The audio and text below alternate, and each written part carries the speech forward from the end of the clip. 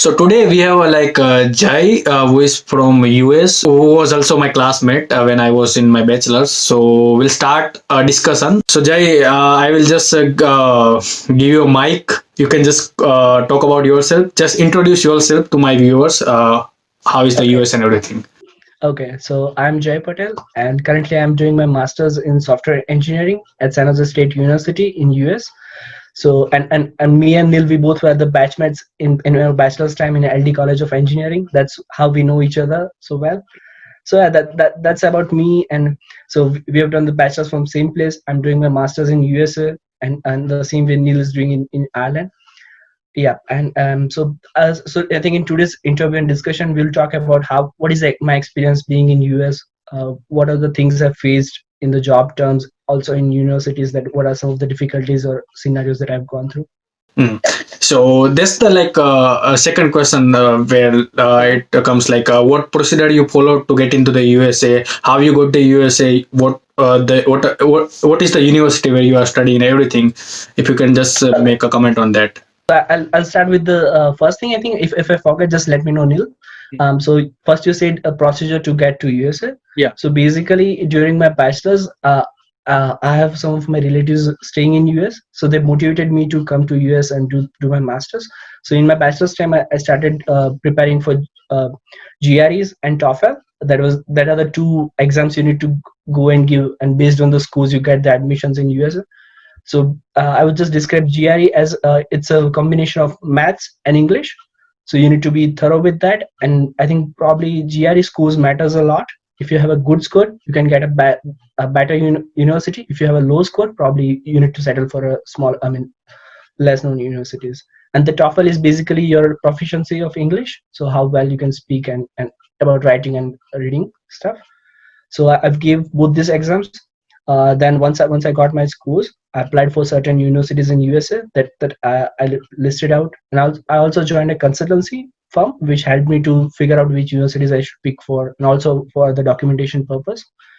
And so as I applied to five, I do remember I applied to five or six, probably five or six universities, and I got a admit from three or four from them. And for me, San Jose State suited me well because it was in California, Silicon Valley.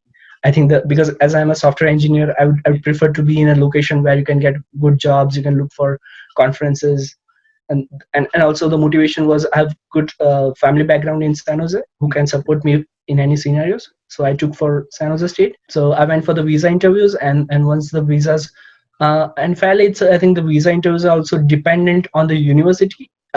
I heard that if you're going to any of the good universities, probably there are less chances of rejection. So I think it helps if you have a good university. And then I came to USA. That was my journey from start to the beginning to come to USA. Hmm. Perfect. So, if you compare universities in India and in US, then what is the difference that you get to know, Okay. education and So everything?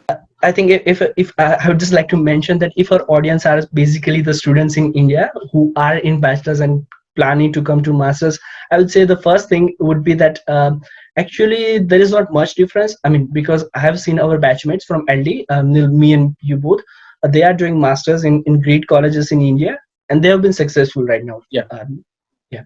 So I don't think there is much difference in the education system, but the difference I would have seen a lot in me is that so once you come to any of the big countries and do a masters, and you become independent, you don't depend on your parents.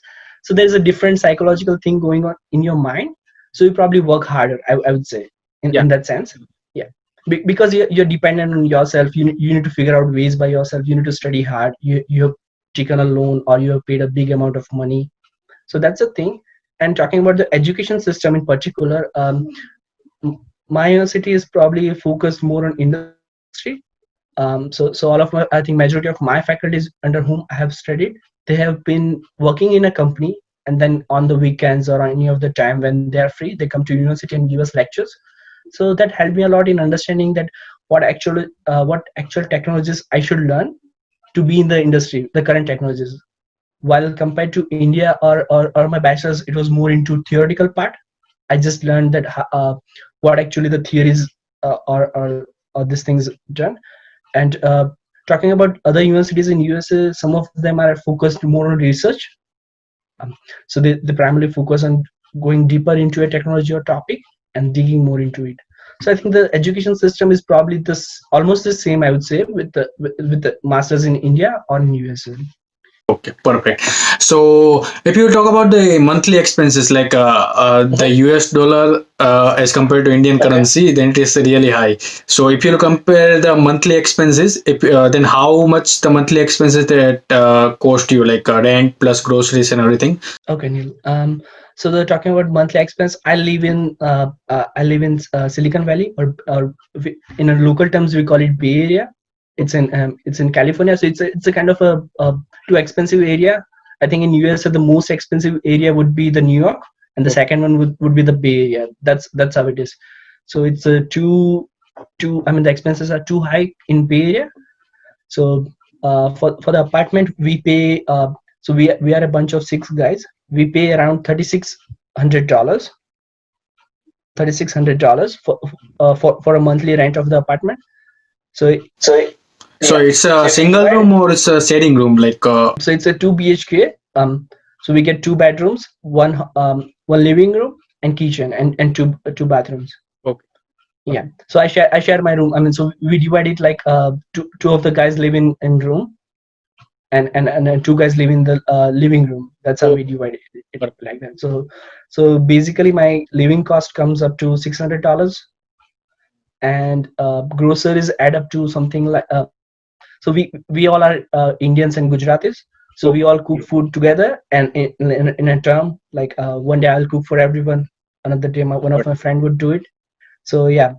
So in that sense, how it goes is that groceries adding up in a group, it comes up to like $100 or 120 a month, and the rest, I would say that my expense per month would be around 800 to $850, something around $800 on a monthly basis.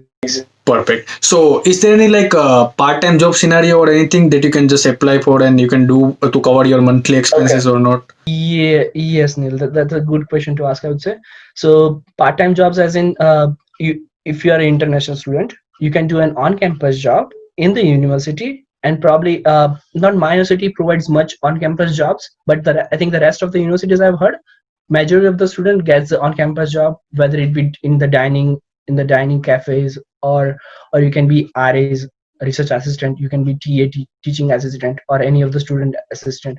So there are a lot of jobs available, and majority of the students, they do go for this kind of part-time jobs which support them for their basically these jobs pay your rents and on all your living expense, I would say, for a month.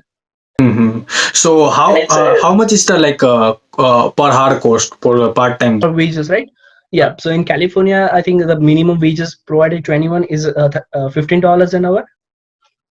So basically it sums up to something like $1,000 a month. You can only work 20 hours a week. That's the time you can work 20 hours a week. So roughly that sums up to like $1,000 a month. So that's enough, quite enough for you to sustain a month. I mean, your living expense. Yeah. So how like you got the job, you have a full-time job right now. So how is the job scenario over there? Like as compared to current situation, and even without the situation, how is the job experience of yours? Like job interview experience, how you got the job, and about that particular thing. Yeah, sure. So I'd like to start from the beginning. So as I reached to San Jose State for my masters, I've seen everyone. I mean, my seniors and my friends all were applying for the internships, and as we were in the Bay Area, so we got a great chance to portray ourselves to companies that we want to get an internship, because the basic scenario was that we all came from bachelors, straight from bachelors. I completed my bachelor's in 2018, and in the same year I joined my master's. So I did not have any working industrial experience. So any of the experience was required for me, or I would say it would be helpful for me for the full time. So with that sense, so I started applying, and basically in Silicon Valley, or specifically about San Jose State, there is a lot of opportunities for the internships and the full times you get. So in my batch in 2019 summer, when we were eligible for the internship, I think probably 90% of the students got internship. That was a really great number, and really Yeah. So what I've heard about San Jose State is that I think probably 100% students get full-time jobs. Oh, yeah, Yeah, that's the I don't know. that's really good. That's really good. Yeah, that was the thing I looked at the first place. I think even all of our students who are planning to come to US, they would look for job surety and also Yeah. for that. Yeah, that would I get a job and how much? I mean, and everyone looks for a good job, right? Mhm. Not just for Obviously, money, because but for the even they are taking the loan and everything, so they need to pay anyhow. So that's why they will. is, I mean, probably everyone is going to take a loan, or even if not, then you need to pay to. I mean, you need to do something to for your parents as they are doing a lot. So anyhow, I mean, everyone is looking for money is a part. I think Yeah. everyone will look for, but yeah, so it helps. And so I think in if you're in a good university in USA, I think probably it's not tough to find a job. You just need to focus.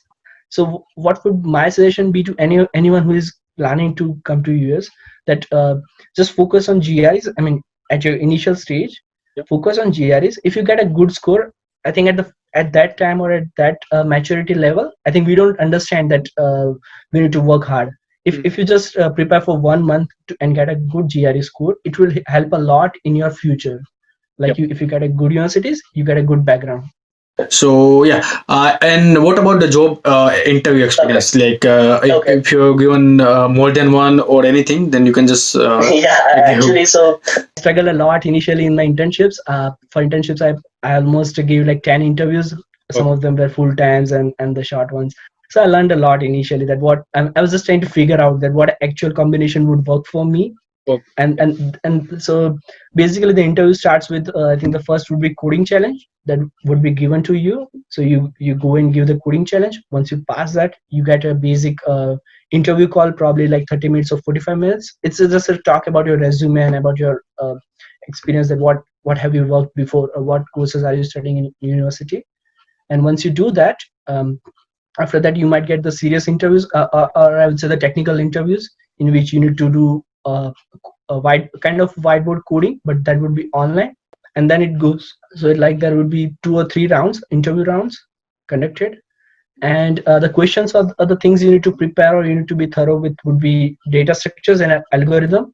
That are the basic. If you're looking for a software engineering, there are the basics I think everyone would expect you to have.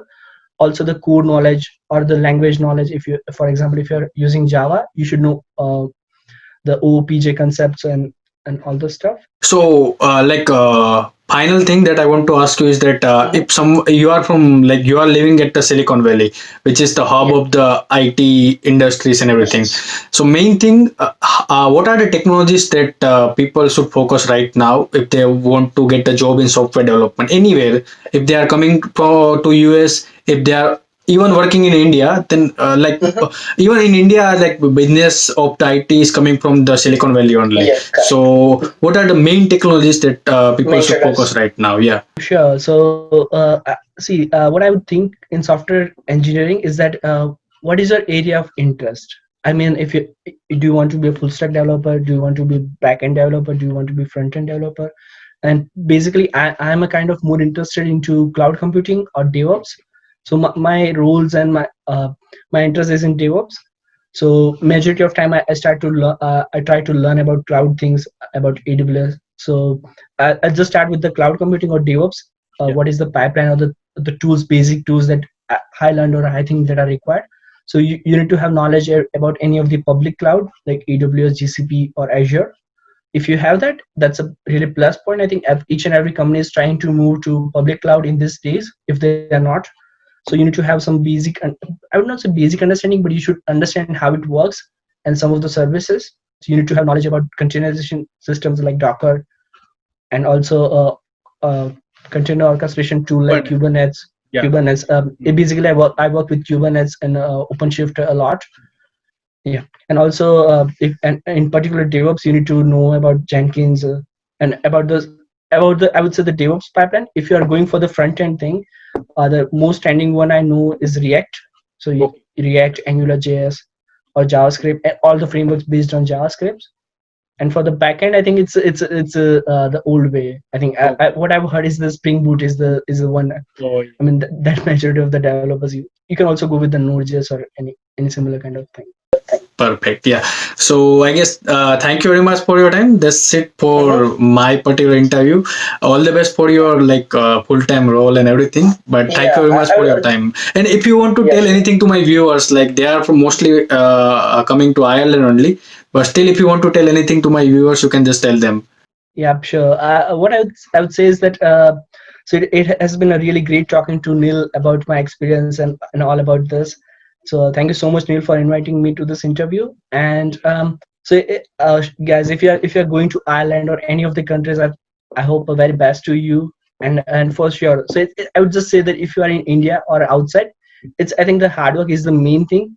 The way I think is because in bachelors, what I used to feel was I was taking myself as lightly. I was not working hard. But while coming to masters, I've changed a lot.